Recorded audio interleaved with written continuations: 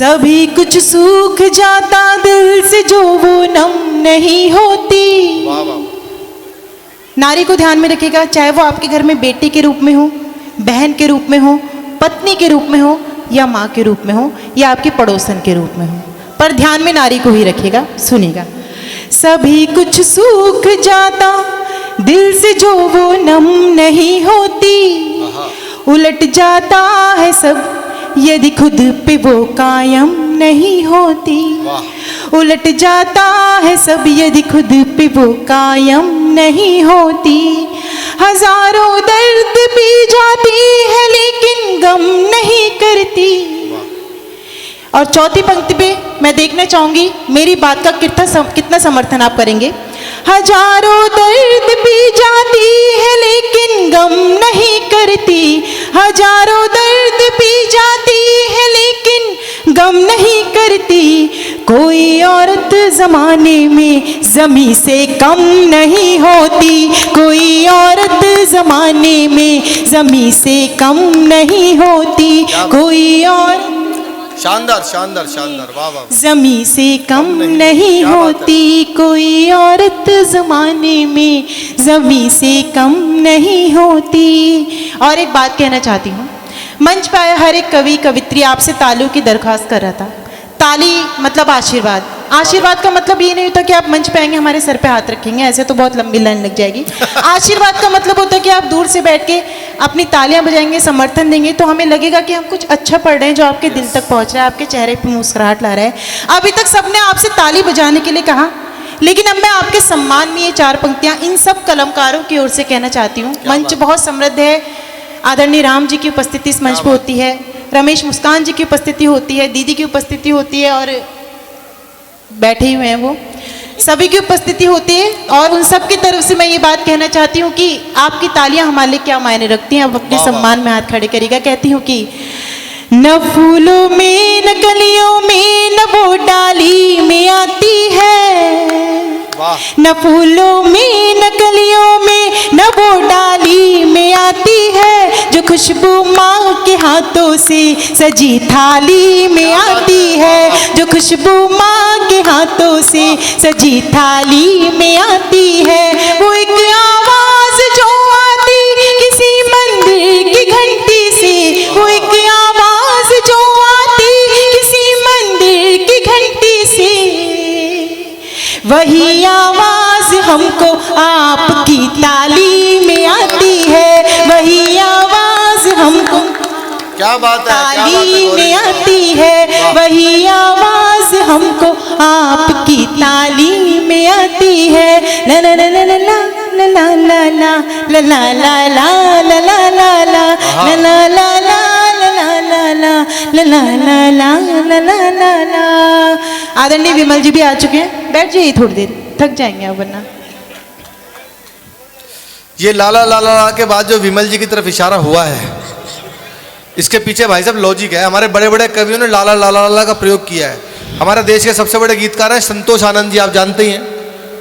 और इस पूरी धरती पर उनके सबसे करीब कोई है तो वो मैं हूँ। उन्होंने गीत लिखा, एक प्यार का नगमा है मौजों की रवानी। बाद में वो पेमेंट मांगते, किसी को पता नहीं लगता। जिंदगी और कुछ भी नहीं, तेरी मेरी कहानी है। फिर बाद में बोलते हैं ला ला ला ला ला ला। तो ये वही वाला ला ला ला ला है ये। हाँ।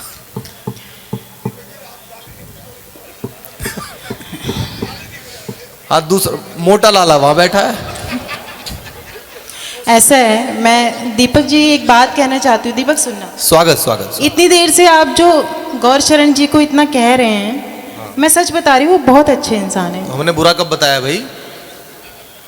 क्या और इतने प्यारे इंसान हैं। जब से हम सभी कवि कवित्री इस शहर में आए हैं, इतनी खातिरदारी, इतनी मोहब्बत उन्होंने सबको दी है कि मुझे भी उनसे मोहब्बत हो गई है। ओए होए होए होए होए होए, क्या बात है। लो, पंडित जी तो चले ही गए, बोले अब उससे हो गया, मैं क्या करूंगा।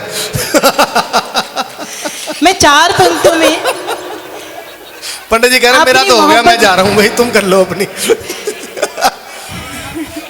पंडित जी चक्कर में आई थी, पंडिताइन खड़ी है माइक पे, बोले उनसे हो गई मोहब्बत। अरे नहीं, मैं सच्ची बात कह रही हूँ। पंडित जी आप बहुत अच्छे इंसान हैं। और पंडिताइन को सुन के पंडित ही जा सकते हैं, बाकी किसी में हिम्मत भी नहीं होती है। क्या बात है, क्या बात है। और मैं अभी जो बात पंडित जी के लिए कहूंगी उसका इंतजार कीजिएगा, मैं बस धीरे धीरे सबकी तारीफ करके उन तक भी पहुंचूंगी। स्वागत, स्वागत। क्योंकि जब तक पंडितों के बारे में कुछ ना कहा जाए तब तक काव्य पाठ सफल भी नहीं होता। और ऑलरेडी पंडिताइन कविता पाठ कर रही है, तब कहती हूँ सुनिएगा आदरणीय जी। स्वागत, स्वागत, स्वागत। प्रणाम करती हूँ आपको। मैं सुना ही रही हूँ, बहुत कुछ सुना रही हूँ, बस सुनने की शक्ति होनी चाहिए। मैं कहना चाहती हूँ कि 4 पंक्तियों में अपनी मोहब्बत की परिभाषा देना चाहती हूँ और कहती हूँ कि क्यों मैं उनसे मोहब्बत करती हूँ। मेरी बात का समर्थन कीजिएगा, क्योंकि वह आपके मथुरा के वासी हैं और मोहब्बत लुटाना आप लोगों का कर्तव्य है। ये क्रोध आपकी निशानी नहीं है, श्री कृष्ण भगवान भी कहते थे।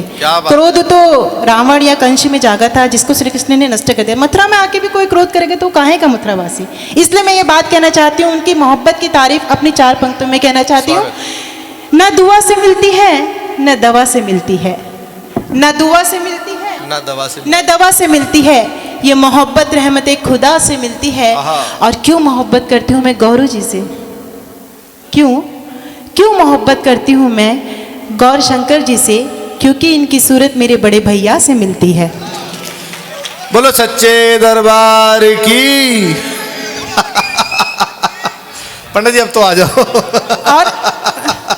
और सबसे बड़ी बात, हम संस्कार की नगरी से आते हैं। आदरणीय राम जी ने एक बात कही थी, संस्कार उस जमाने में नहीं होते थे, इस जमाने में नहीं। अगर उस जमाने में नहीं होते संस्कार तो आज की बेटियां जो न जाने कितनी कितनी वर्दी धारण करके सीमा पर लड़ने जा रही, वो बेटियां ना पैदा होती। ये उसी संस्कार से ही पीढ़ी चल करके यहाँ तक आई। तो संस्कार आज भी कहीं ना कहीं जीवित है। इसका सबसे बड़ा उदाहरण यह कि आपके साथ में हमें बैठने का सौभाग्य मिलता है और सामने भी कुछ नारी शक्ति और बेटियां हमें सुन रही हैं, ये सबसे बड़ी बात है। पर मैं ये बात कहना चाहती हूँ, आज की युवा पीढ़ी के कुछ लक्षण बताना चाहती हूँ। उसमें आप दीपक सैनी को भी रख सकते हैं कि उनके क्या लक्षण होते हैं, मेरी बात का समर्थन कीजिएगा। कहती हूँ कि इन्हें बस जनवरी दे दो दिसंबर मांग लेते हैं, इन्हें बस जनवरी दे दो दिसंबर मांग लेते हैं, जमीन दिखती नहीं फिर भी ये अंबर मांग लेते हैं, जमीन दिखती नहीं फिर भी ये अंबर मांग लेते हैं। बताओ क्या की लड़की बनी है कौन मिट्टी की, बताओ क्या की लड़की बनी है कौन मिट्टी की, जरा सी बात भर कर लो तो नंबर मांग लेते हैं, जरा सी बात भर कर लो तो नंबर मांग लेते हैं, जरा सी। ये कोई बात फिट नहीं है, ऐसी बात कोई जरूरी नहीं है कि नंबर ही मांगता हूं मैं। आपको 4 पंक्तियां मैं भी जवाब की सुना दूं भाई साहब, सुना दो भाई पक्का। मैं कहना चाहता हूं कि जो बात दादा नहीं कह सकता वो पौत्र पूछते हैं। वाह वाह करो, मेरी तरफ हो गया इनकी तरफ हो। जो बात दादा नहीं पूछता वो पौत्र पूछते हैं, जो पौत्र नहीं पूछ सकता वो पड़पौत्र पूछते हैं। ये उत्तर प्रदेश है गोरी, यहाँ पर ध्यान से आना, यहाँ नंबर कोई नहीं पूछता, यहाँ सीधा गोत्र पूछते हैं।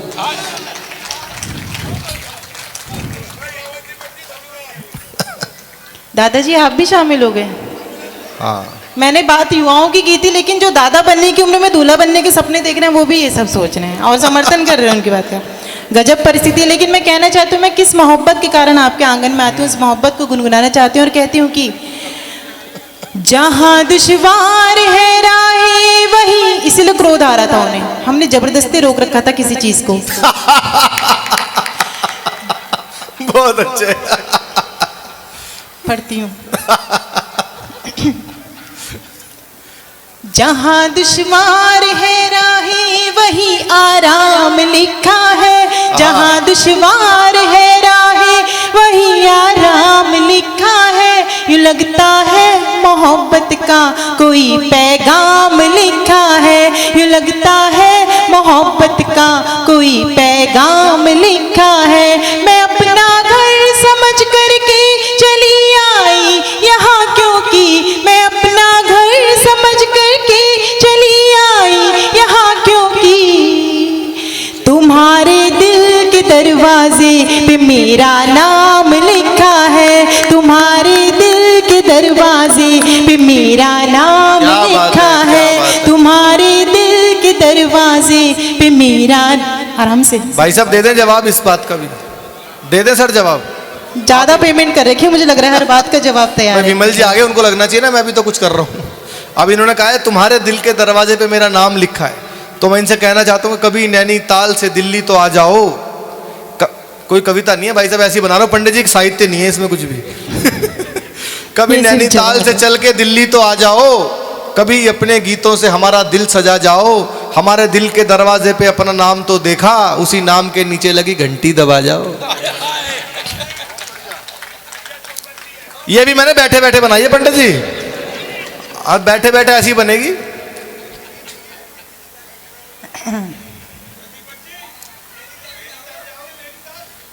हाँ नैनीताल जाएंगे, ये ले जाएंगे, तैयार है। कन्हैया ने कहा राधा से तुझ पर रंग डालूंगा। सही कहा, वाह। कन्हैया ने कहा राधा से तुझ पर रंग डालूंगा, मैं पिछली साल की होली का अब बदला निकालूंगा। वाह, मैं वाह, पिछली, वाह, वाह। देखिए ऐसे नहीं, खामोशी से क्या नहीं, बरसाने की होली कैसी होती है मुझे बताइएगा। कन्हैया ने कहा राधा से तुझ पर रंग डालूंगा, मैं पिछली साल की होली का अब बदला वाह। निकालूंगा। कहा राधा ने कान्हा मुझसे क्या बदला निकालेगा, कहा राधा ने कान्हा मुझसे क्या बदला निकालेगा। रंगी जो खुद तेरे रंग में उसे क्या रंग डालेगा, रंगी जो खुद क्या बात है, क्या बात है, उसे शानदार, क्या बहुत रंग डालेगा, जिंदाबाद। रंगी जो खुद तेरे रंग वाह, में वाह। उसे क्या रंग डालेगा, बहुत उसे क्या रंग डालेगा। और विमल बात। जी, उन्होंने, हमारी दीदी ने काफ़ी सारी इश्क की बातें विमल जी की ओर प्रस्तुत की, लेकिन विमल जी ने नामंजूर कर दिया क्योंकि वो कह रहे थे मैं मुंबई से सेलिब्रिटी से शादी करके लाया, इसलिए कहीं जाने ही बंद कर दिया। तो वो खाली अब चक्कर में पड़ी हुई थी। और हकीकत यह है कि मेरा दावा ज़माने की फिक्र हो जाएगी तुमको। लगातार जो लोग दीदी को घूर रहे थे मैं उनको बता दूं कि मेरा दावा ज़माने की फिक्र हो जाएगी तुमको, मोहब्बत दिल से जो सच्ची अगर हो जाएगी तुमको, तुम्हें बतलाएं क्या ये फेम रबड़ी दिल्ली की है, अगर यूं घूर कर देखा शुगर हो जाएगी तुमको। क्या बात है, क्या बात है, क्या बात है। शुगर होगी तो जितनी सीट भैरू भैया बदल रहे हैं, शुगर भी कम हो जाएगी इतनी देर में तो। अच्छा आप वहाँ चले गए?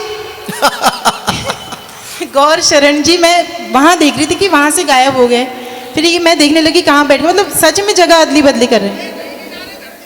अच्छा धरती घूम रही है, फिर तो मैं धुरी पे खड़ी हूँ क्योंकि मैं वहीं पे विराजमान हूँ अभी भी। क्या बात है, क्या बात है। आप लोग बहुत अच्छा सुन रहे हैं, बहुत मन से सुन रहे हैं। विमल जी के लिए मैं ये कहना चाहती हूँ, ये माना कि तेरे दिल में मैं अंदर तक समाई हूँ। आहा, फोन तो आप मुझे करे थे रात के 3-3 बजे तक, हैं?